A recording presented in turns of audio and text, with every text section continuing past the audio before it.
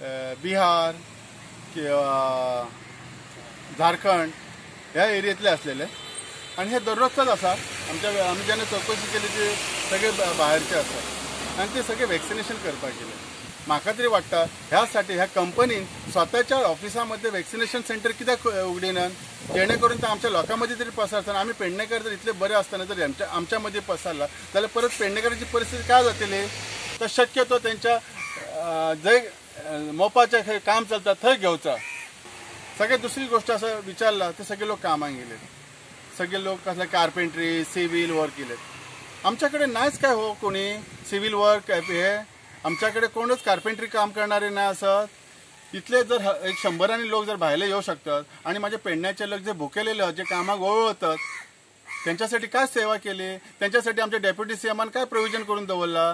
त्यांच्याकडे हे आमच्या लोकल लोकांक कित्याक घेवंक जावंक ना. ते कॉन्ट्रॅक्टर कित्याक सक्ती करूंक ना की पयलीं लोकल्सांक घेयात मागीर भायल्यांक घेयात म्हणून.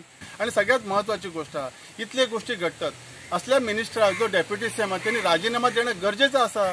तो आमचं पेडण्याचं एक तरी ते सगळं वाईटच काम करता. बरं काही जायना ह्या हे कितें चल्ला पेडण्यान तेच खबर ना.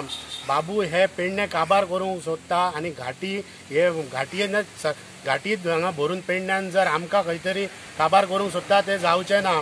बाबू तुका सांगता तूं राजीनामो दिवची गरज आसा.